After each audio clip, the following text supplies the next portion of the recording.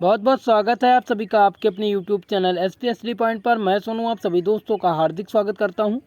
दोस्तों, आज के इस लेक्चर के अंतर्गत हम डिस्कस करेंगे BSc first year second semester chemistry, जिसमें हम पढ़ रहे थे दोस्तों bio organic and medicinal chemistry. जैसा कि ये सेकेंड सेमेस्टर केमिस्ट्री का आपका पेपर है, जिसमें हमारा आज का चौथा लेक्चर होगा और हमने स्टार्ट किया था आपका पहला यूनिट फर्स्ट, जिसका नाम है केमिस्ट्री ऑफ कार्बोहाइड्रेट्स। यानी कि फाइनली हमें फर्स्ट यूनिट में केमिस्ट्री ऑफ कार्बोहाइड्रेट्स के बारे में पढ़ना था। तो हमने कार्बोहाइड्रेट्स पढ़ लिया था, कार्बोहाइड्रेट्स का क्लासिफिकेशन देख लिया था, और ग्लूकोज का स्ट्रक्चर कैसे होता है आज की इस क्लास में हम देखेंगे। हालांकि इसके पहले वाले लेक्चर में हमने ग्लूकोज के बारे में डिस्कस किया था कि ग्लूकोज क्या होता है और इसका यूजेस कहाँ है, इसकी फिजिकल प्रॉपर्टीज़ क्या होगी और इसकी केमिकल प्रॉपर्टीज़ क्या होगी। तो ये सारी चीज़ें हमने डिस्कस कर दिया है, आप लोग पिछली वीडियो में जाकर प्लेलिस्ट में देख लीजिएगा। चलिए क्लास को स्टार्ट करते हैं। दोस्तों, आप सबको पता है कि हमारे इस यूट्यूब चैनल पर नई एजुकेशन पॉलिसी यानी नेशनल एजुकेशन पॉलिसी 2020 में जो लागू हुई है, इसके अंतर्गत आप सभी की क्लास संचालित की जा रही है। जैसा कि आप सेकेंड सेमेस्टर के लिए प्रिपेयर हो रहे हैं, आपकी यूट्यूब पर जो लाइव क्लास का टाइमिंग है दोस्तों रात 8 बजे है। रात 8 बजे आप सभी लोग लाइव आ जाया करिए। अब आपकी केमिस्ट्री की क्लास रोज़ रात 8 बजे ही संचालित की जाएगी।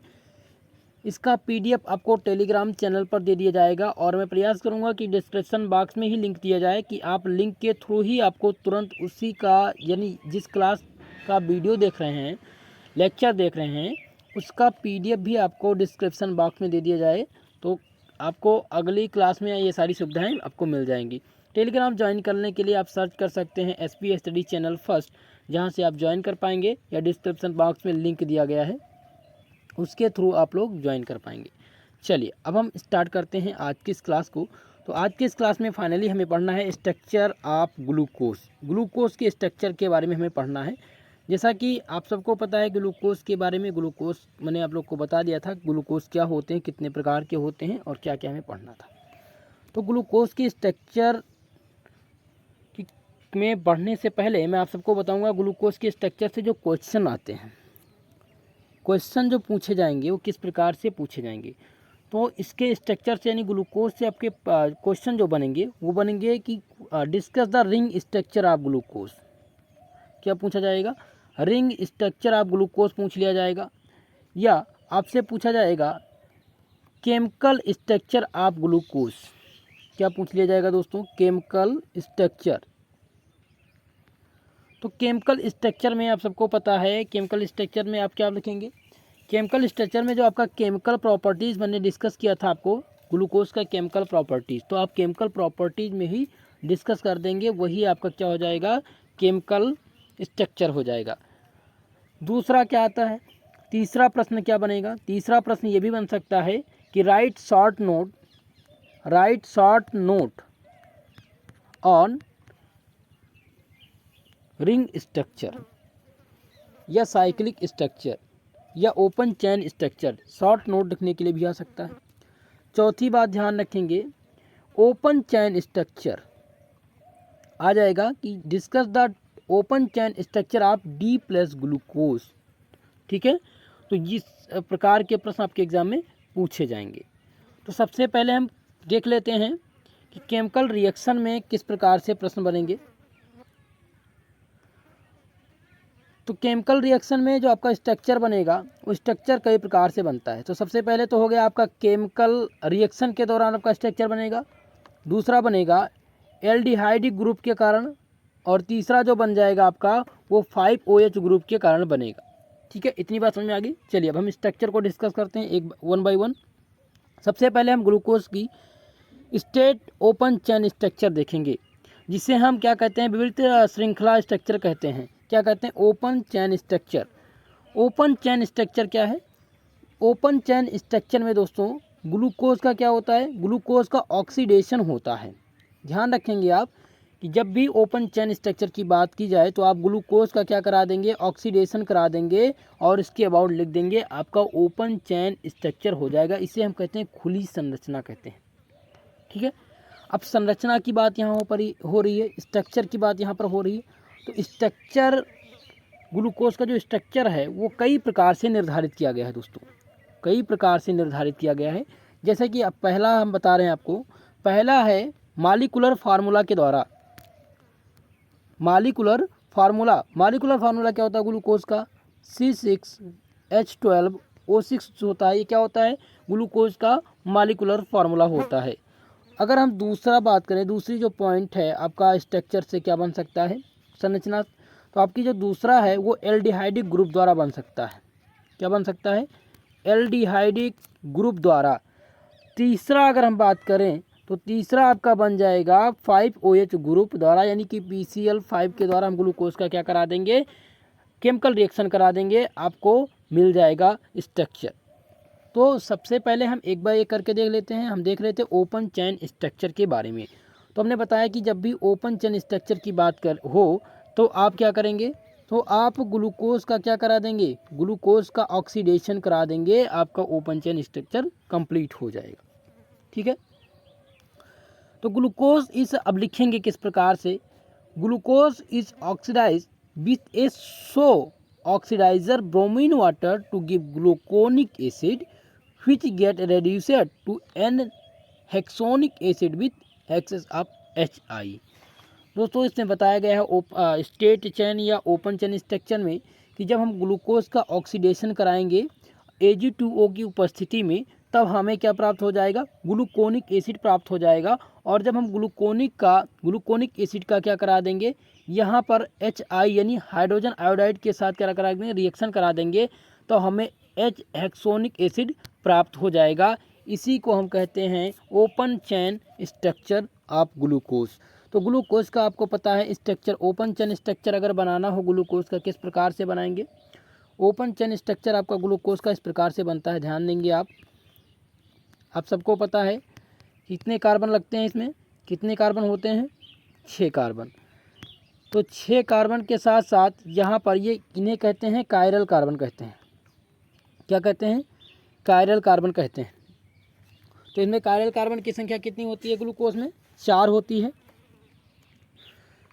यहाँ पर लगा देंगे OH, यहाँ पर OH और यहाँ पर OH समूह, और यहाँ पर आप लास्ट में क्या ऐड कर देंगे, CHO डाल देंगे।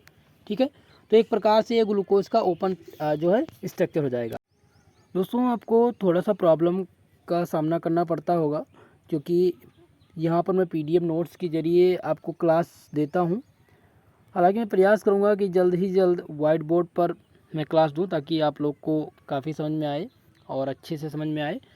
तो आप लोग से निवेदन यही है कि जो भी हमारे चैनल पर नए आए हैं प्लीज़ चैनल को ज़रूर सब्सक्राइब करिएगा। दोस्तों मैंने फर्स्ट सेमेस्टर में आप सबकी काफ़ी मदद की है।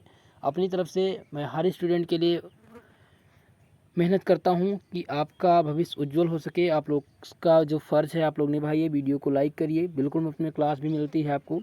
और चैनल पर अगर नए आए हैं तो चैनल को ज़रूर सब्सक्राइब करिए, दोस्तों में ज़रूर शेयर करिए। ठीक है दोस्तों, तो आपने देख लिया यहाँ पर open chain structure. Open chain structure जब भी आपसे पूछ लिया जाए कि right short note on open chain structure, तो आप इसी प्रकार से ओपन चेन स्ट्रक्चर का हेडिंग डाल देंगे और उसके बाद में ग्लूकोज का ऑक्सीडेशन पूर्णतः आप लिख देंगे और ये स्ट्रक्चर इस प्रकार से इसका स्ट्रक्चर आप बना देंगे। ठीक है, स्ट्रक्चर जब बनाएंगे तो आपको पता है कि ग्लूकोज का यहाँ पर ऑक्सीडेशन हो रहा है। ऑक्सीडेशन हमने कराया तो हमें मिला ग्लूकोनिक एसिड। ग्लूकोनिक एसिड का फार्मूला क्या होता है दोस्तों, जैसे कि ग्लूकोज का जो मॉलिक्यूलर फार्मूला होता है वो C6H12O6 होता है। लेकिन यहाँ पर ऑक्सीडेशन कराया जा रहा है तो यहाँ पर जो CHO ग्रुप था यहाँ पर COOH लग जाएगा, यानी कि COOH ग्रुप लग जाएगा। तो यहाँ क्या हो जाएगा, ये ग्लूकोनिक एसिड हो जाएगा। ग्लूकोनिक एसिड का अब इसका फार्मूला क्या बनेगा, C6H12O7। देखिए 6 की जगह पर एक ऑक्सीजन क्या हो जाएगा, बढ़ जाएगा। अब ग्लूकोनिक एसिड का हम अगर करा देंगे हाइड्रोजन आयोडाइड के साथ रिएक्शन, तो हमें प्राप्त हो जाएगा N हेक्सोनिक एसिड। यही आपका ओपन चेन स्ट्रक्चर है।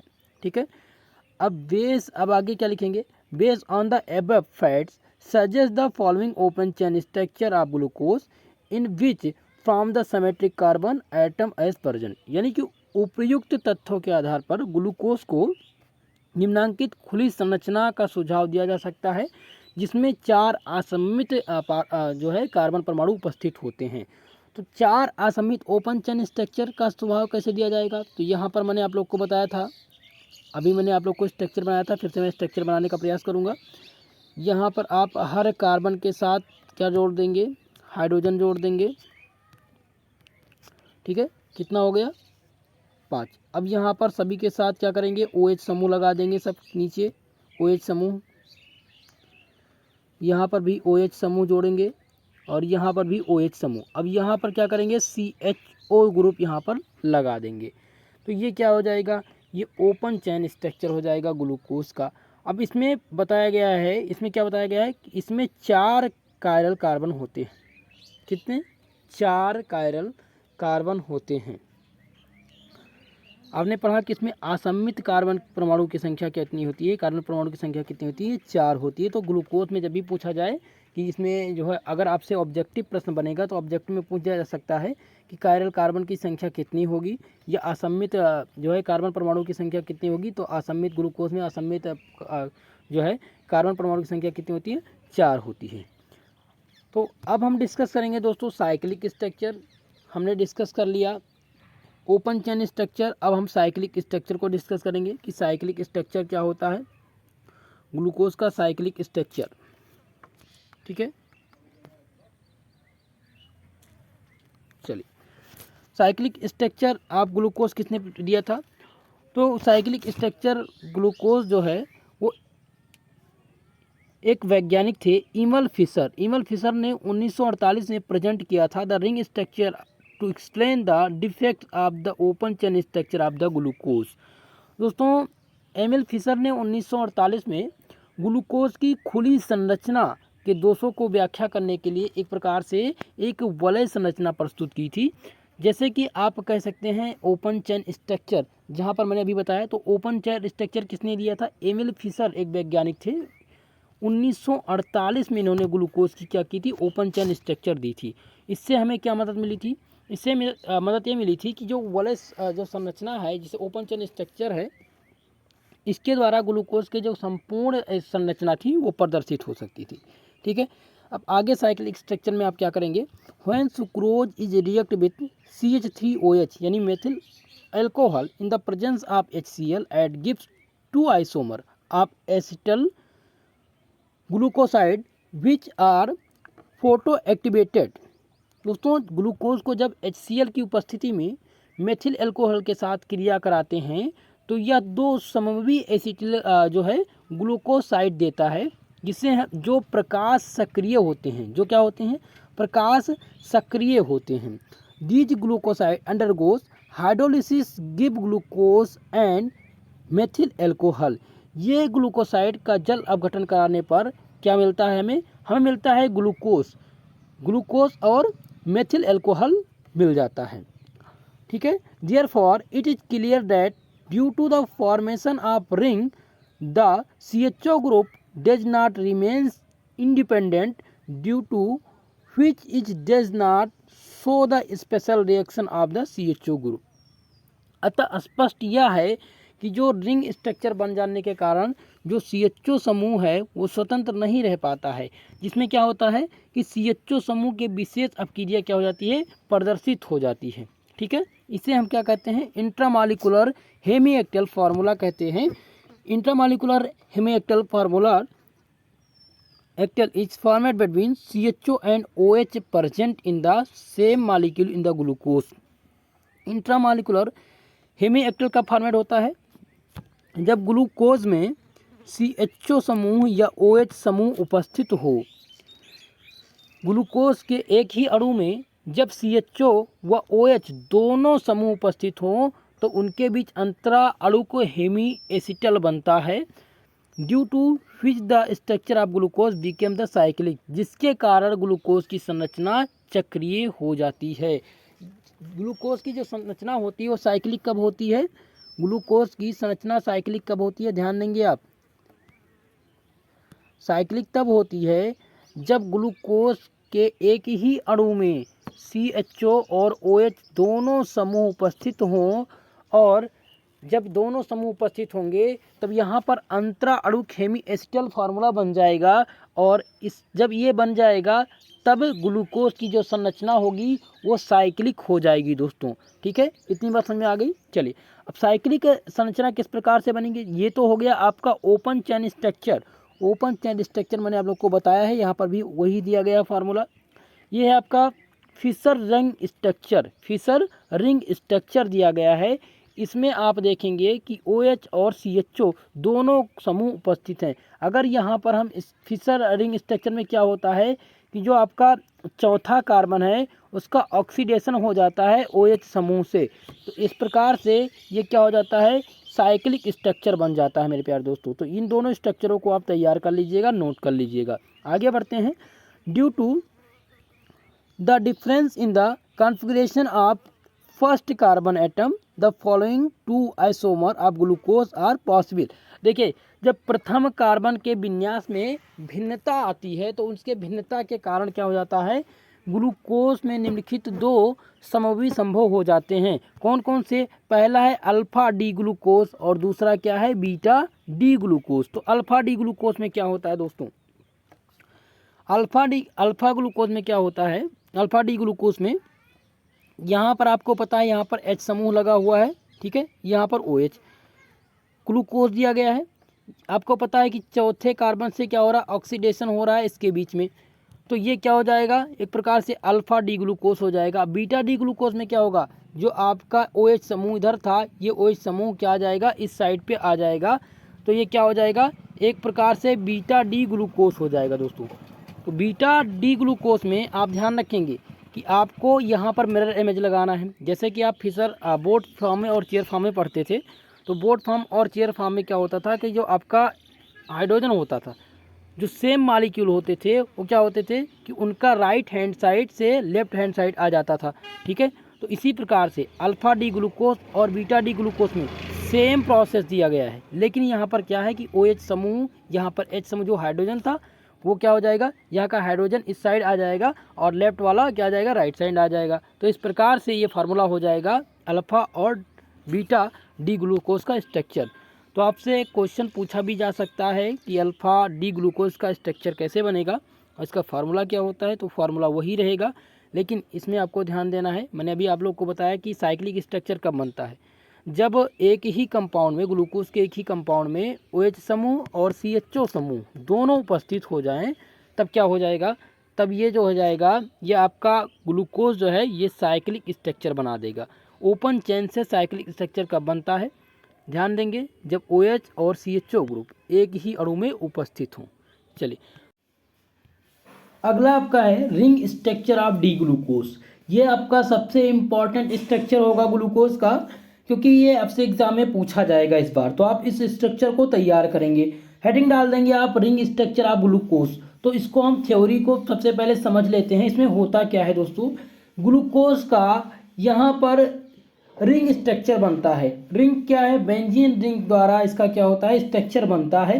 ठीक है, जिसे हम अल्फा डी ग्लूकोज कहते हैं। अब इसमें क्या होगा, रिंग स्ट्रक्चर आप डी ग्लूकोज में जो अल्फा डी ग्लूकोज होगा उसका रिएक्शन कराएंगे किसके साथ, मेथिल एल्कोहल के साथ, और जब इसका हम रिएक्शन करा देंगे HCl के साथ तो हमें क्या प्राप्त हो जाएगा, हमें प्राप्त हो जाएगा मेथिल अल्फा डी ग्लूकोज प्राप्त हो जाएगा, क्योंकि यहाँ पर जो मेथिल ग्रुप लगा हुआ है वो अटैचमेंट हो जाएगा किसके साथ, यहाँ पर जो आपका ट्रांस है ट्रांस एंड पर ऐड हो जाएगा। फिर हम क्या करेंगे, फिर इसका NaOH के साथ हम रिएक्शन करा देंगे तो हमें प्राप्त हो जाएगा मेथिल टेट्रामेथाइलिन। ठीक है, जिसे हम अल्फा डी ग्लूकोज के नाम से भी जानते हैं। ठीक है, तो इतनी बात समझ में आ गई आपको। अब हम इसको लिखेंगे कैसे, समझेंगे एक एक बाय स्टेप। तो हेडिंग डालेंगे आप ring structure of D glucose, लिखेंगे the method use by Haworth to determine the ring structure involve the following step.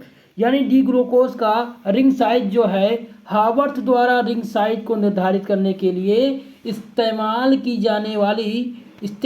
जाने वाली जो साइज है वो निम्नलिखित चरणों में होती है। तो पहला जो है alpha D glucose. Alpha D glucose में आप देखेंगे कि जो आप ओपन चेन स्ट्रक्चर बनाते थे उसी प्रकार से यहाँ पर भी आपको दिखना है। तो बेंजीन के ये दोनों ये हो गए एंड, यहाँ पर आपको पहले में यहाँ पर यहाँ पर हाइड्रोजन और यहाँ पर OH ग्रुप लगा देना है। फिर यहाँ पर भी OH ग्रुप, इसे कहते हैं ऑर्थो मेटा पैरा। तो आप ध्यान रखेंगे ऑर्थो मेटा पैरा। ऑर्थो पर क्या होगा, पहले वाले पे H और OH ग्रुप, और इधर ऑर्थो वाले पे क्या होगा, सेम दोनों पे लगा होगा। और क्या करेंगे कि जो लास्ट वाला स्टेप था CH2OH, वो आप लगा देंगे मेटा पर, और इस वाले मेटा पर क्या लगा देंगे, हाइड्रोजन के साथ साथ OH ग्रुप लगा देंगे। ठीक है, और इस पर भी हाइड्रोजन के साथ OH ग्रुप। तो इस प्रकार से आपको तैयार कर लेना है। इसका जो स्ट्रक्चर है इसी प्रकार से बनेगा, इसको चेंज नहीं कर सकते हैं। ठीक है, तो आपको इसी प्रकार से तैयार करना है।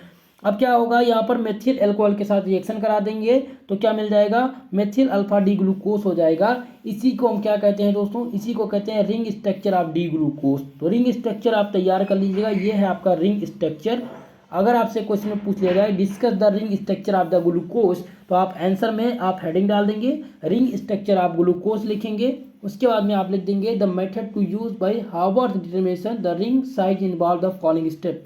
या आप लिख सकते हैं कि इस विधि को हावर्थ फार्मूले के द्वारा निर्धारित किया गया है।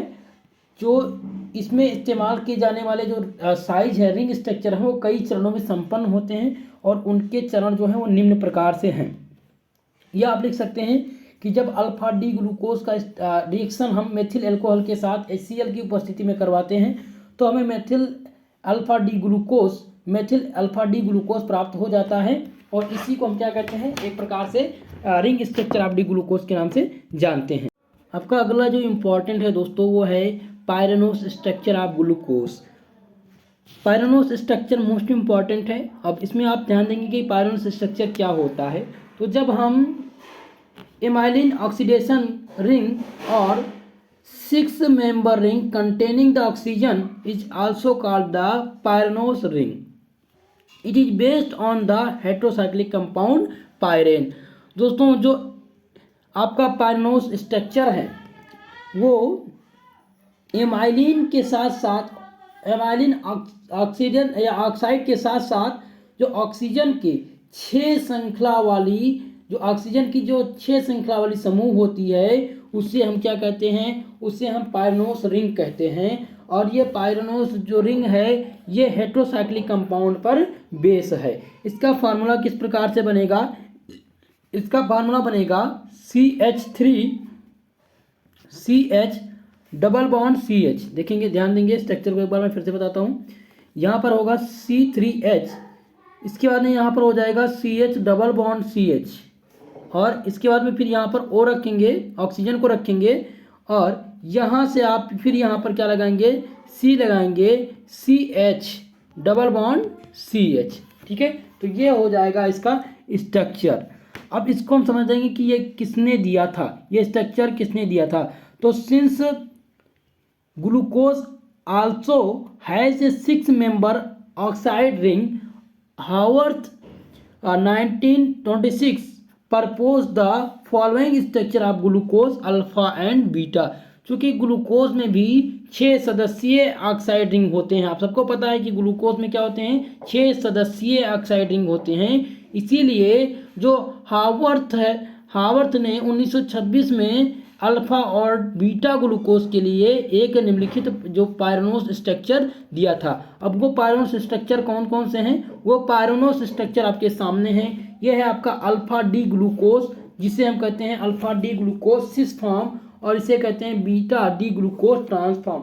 सिस और ट्रांस में होता क्या है कि जो आपका इस साइड रहेगा, आप देखेंगे इस स्ट्रक्चर में यहाँ पर OH समूह लगा हुआ है, यहाँ पर H समूह। अब इसका क्या हो जाएगा, जस्ट उल्टा हो जाएगा, यहाँ पर इसी में हो जाएगा, ये ट्रांसफॉर्म कहते हैं। ठीक है, सिस और ट्रांस।